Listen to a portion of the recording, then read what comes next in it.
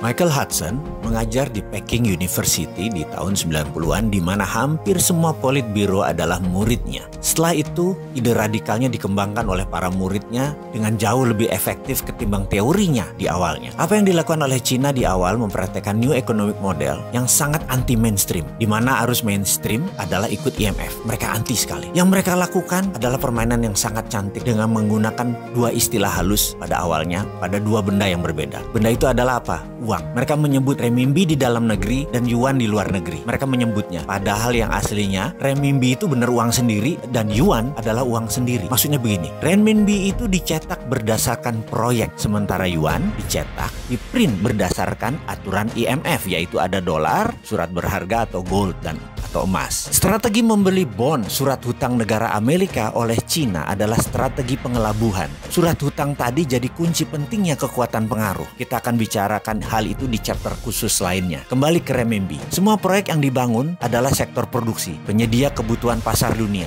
Dan sejak tahun 1980 terus dikawal dengan ketat print renminbi tersebut. Lalu bagaimana Cina menguatkan nilai yuan? Ini kita harus mengambil pelajarannya. Begini ilustrasinya. Kita, negara Indonesia, sepakat akan meningkatkan nilai rupiah. Maka kita menggunakan platform bernegara yang namanya Spice Road atau Spice Road Initiative. Ini hanya contoh, sekali lagi, ngapunten loh ya, hanya supaya bisa mengerti aja. Inisiatif jalur rempah tadi punya strategi yang sama, yaitu punya rupiah biru yang dicetak berdasarkan proyek, sementara kita mempunyai rupiah merah yang berdasarkan aturan IMF. Lalu kita mencari proyek, kita kirimlah kaum lobbyis ke berbagai negara tetangga kita terutama, misalnya ke Papua Nugini. Di sana kita cari calon pemimpin baru dan kita harus mempunyai kaki dalam tanda petik di sekitar pemimpin baru tersebut. Kemudian ketika Perdana Menteri baru Papua Nugini tersebut dilantik, maka sarankan dia untuk membuat proyek yang banyak dan kalau bisa jangka panjang, seperti jalan tol, pelabuhan, bandara, buat dam, pengairan, juga power energy atau power plant untuk listrik. Kita akan biayai proyek mereka tersebut 100%. Katakanlah kita dapat proyek $100 billion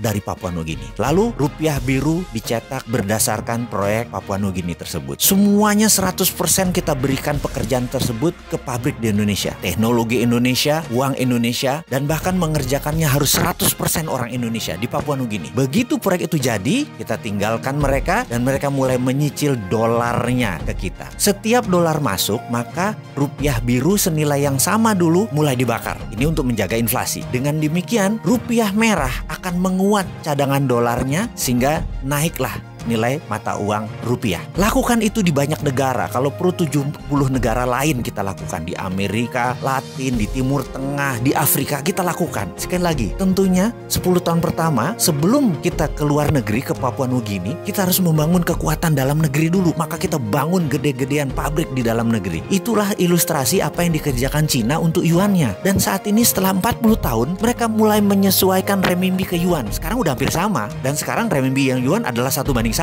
Bukan seperti dulu. Banyak negara sudah menjadi penambah kekuatan nilai yuan. Udah 70 negara. Untungnya Indonesia tidak kena program itu. Beda lah, Indonesia lebih pinter. Jadi itu urusan kita dengan Cina. Sekarang ke depan bagaimana? Kita sekarang mau meniru Cina. Gak apa-apa. Yuk cetak rupiah biru. Betul kan?